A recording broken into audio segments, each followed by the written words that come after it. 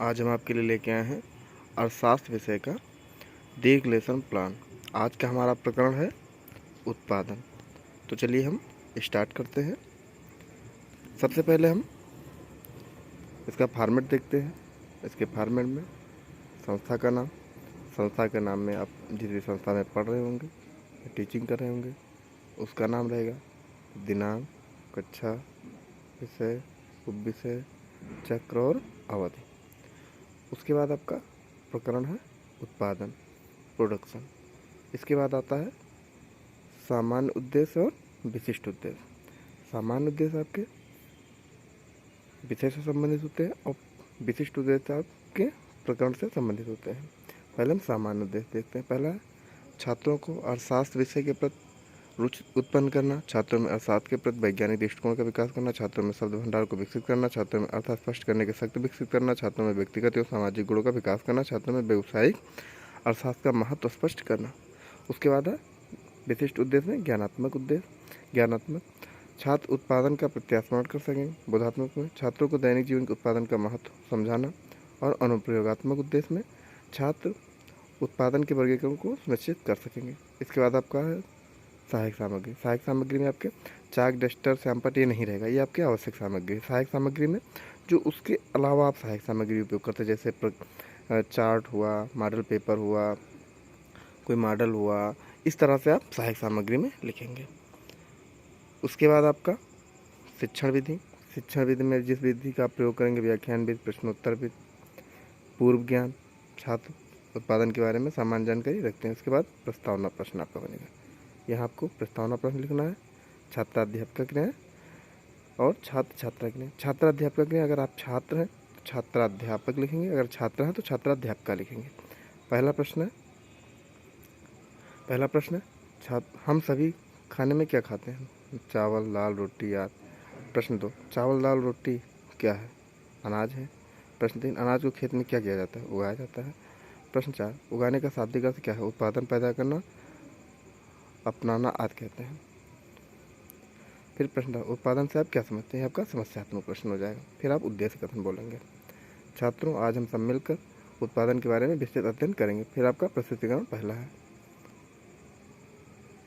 आप प्रस्तुतिकरण यहाँ डाल लें, ज़्यादा सही है। शिक्षण में छात्राध्यापक या छात्राध्यापका क्रिया, अगर आप छात्र हैं तो छात्राध्यापक, छात्र हैं तो छात्राध्यापका क्रिया, जैसे मैंने पहले ही बताया। फिर छात्र छात्रा क्रिया। उत्पादन किसी चीज़ को बनाने या तैयार करने की एक प्रक्रिया है। आर्थिक वृद्धि का आधार उत्पादन है। देश के कृषि व औद्योगिक उत्पादन में वृद्धि करके राष्ट्रीय व प्रति व्यक्ति आय में वृद्धि की जा सकती है। जिन साधनों के सहयोग में से उत्पादन किया जाता है उनको हम उत्पादन के साधन कहते हैं। उत्पादन 3 प्रकार का होता है, कुल, औसत और सीमांत उत्पादन। उसके बाद आपका बोध प्रश्न रहेगा। यहाँ आप बोध प्रश्न डालेंगे। छात्राध्यापक या छात्राध्यापका क्रिया, छात्र छात्रा क्रिया। बोध प्रश्न पहला है, उत्पादन के कितने प्रकार होते हैं? उत्पादन के 3 प्रकार होते हैं, कुल उत्पादन, औसत उत्पादन, सीमांत उत्पादन। प्रश्न, उत्पादन के कितने साधन होते हैं जो उत्पादन प्रक्रिया में सहयोग देते हैं? उत्पादन के 4 साधन होते हैं, श्रम, पूंजी, उद्यम। फिर आपका है तीसरा प्रश्न, कुल उत्पादन किसे कहते हैं? इस समस्यात्मक प्रश्न हो जाएगा। फिर आप प्रस्तुतिकरण 2 डालेंगे। इसमें शिक्षण, छात्राध्यापक क्रिया और छात्र छात्रा क्रिया। कुल उत्पादन एक निश्चित अवधि में उत्पादन के स्थिर एवं परिवर्तनशील साधनों का उपयोग करके जो उत्पादन किया जाता है उसे कुल उत्पादन कहते हैं। कपड़े, दवाई, आवश्यक चीज़ें उत्पादन के उदाहरण हैं।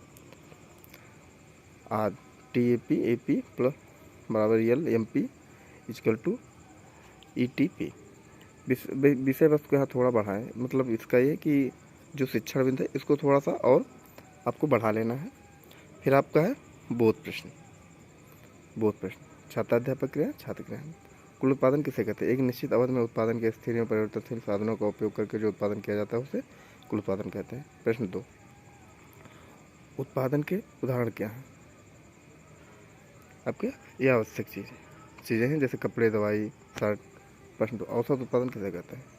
ये आपका समस्यात्मक प्रश्न हो जाएगा। फिर प्रस्तुतिकरण 3, शिक्षण बिंदु, छात्राध्यापका क्रिया, छात्र क्रिया। औसत उत्पादन, परिवर्तनशील साधन की एक इकाई द्वारा किए गए उत्पादन को औसत उत्पादन कहा जाता है। अर्थात कुल उत्पादन एवं कुल परिवर्तनशील साधन का अनुपात ही औसत उत्पादन है। औसत उत्पादन कुल अनुपात उत्पादन बटा श्रम, labour equal to total production. कुल उत्पादन मतलब वही इंग्लिश में लिखा है टोटल उत्पादन। ये विषय वस्तु को थोड़ा बड़ा, यहाँ भी आप थोड़ा सा बढ़ा लीजिएगा विषय वस्तु को, शिक्षा बिंदु को। उसके बाद आपका छात्राध्यापक क्रिया बहुत प्रश्न रहेगा। यहाँ पे बहुत प्रश्न, यहाँ पे आप बहुत प्रश्न लिखेंगे। यहाँ पे आपको बहुत प्रश्न, यहाँ आपको ये जो कॉलम बना यहाँ पे आपको बहुत प्रश्न लिखना है। पहला प्रश्न है, औसत उत्पादन किसे कहते हैं? परिवर्तनशील साधन की एक इकाई द्वारा किए गए उत्पादन की औसत उत्पादन कहा जाता है। अर्थात कुल उत्पादन एक कुल परिवर्तनशील उत्पादन व परिवर्तनशील साधन का अनुपात ही औसत उत्पादन है। प्रश्न 2 है, औसत उत्पादन का सूत्र क्या है? औसत उत्पादन बराबर कुल उत्पादन TP बटा श्रम लेबर। फिर आपका है उत्पादन की विशेषताएं क्या है, इसका समस्यात्मक हो जाएगा। फिर आपका प्रस्तुतिकरण 4, शिक्षण बिंदु, छात्राध्यापक क्रिया, छात्र क्रिया। उत्पादन की विशेषताएं, जीवन स्तर को ऊंचा उठाना, रोजगार को बढ़ावा देना, गुणवत्ता की गुणवत्ता को कम करता है और लागत को कम करता है। छात्र क्रिया में आप छात्र ध्यानपूर्वक सुनेंगे, सिर्फ इतना ही लिखना रहता है। व्यापक प्रभाव, उपयोगिता की सुविधा देता है, अर्थव्यवस्था को बढ़ावा देता है। फिर आपका चौथे प्रस्तुतिकरण में लास्ट में आपको सैंपट कार्य करना है।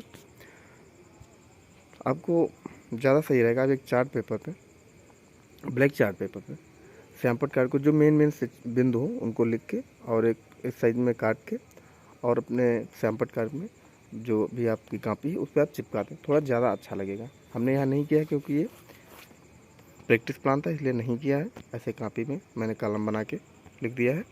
आपको ऐसे नहीं करना है। आप अपने फेयर प्लान में अगर ब्लैक चार्ट पे लिखेंगे थोड़ा अच्छा लगेगा। उसके बाद आपको निरीक्षण कार्य करना है। छात्राध्यापक छात्रों को सैंपल के तथ्यों को उत्तर पुस्तिका में उतारने का निर्देश देगी एवं कक्षा में घूम कर निरीक्षण करेगी। पुनरावृत्ति प्रश्न आता है। इसके बाद आपका पुनरावृत्ति प्रश्न, इसमें पुनरावृत्ति प्रश्न छात्राध्यापक या छात्राध्यापक के छात्र छात्रा के। प्रश्न पहला, उत्पादन किसे कहते हैं? किसी चीज़ को बनाने या तैयार करने की प्रक्रिया को उत्पादन कहते हैं।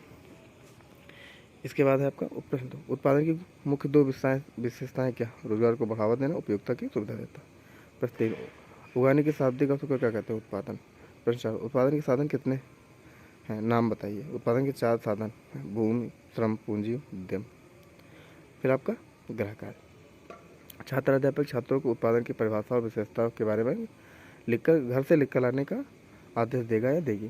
फिर आप समालोचना लिख देंगे। उसके बाद आपको कुछ नहीं करना है। यहाँ जब आप टीचिंग करेंगे तो जो भी टीचर, जो भी अध्यापक आपकी टीचिंग शिक्षण कार्य करवाएगा वो उसमें समालोचना लिखेगा। तो थैंक यू दोस्तों, हमारा वीडियो देखने के लिए। हमारे चैनल को लाइक कर लीजिएगा, सब्सक्राइब कर लीजिएगा और अन्य विषयों के या अन्य टॉपिक पे, प्रकरण पे लेसन प्लान देखने के लिए आप हमारे प्लेलिस्ट पे जाके और वहाँ से देख सकते हैं। Thank you.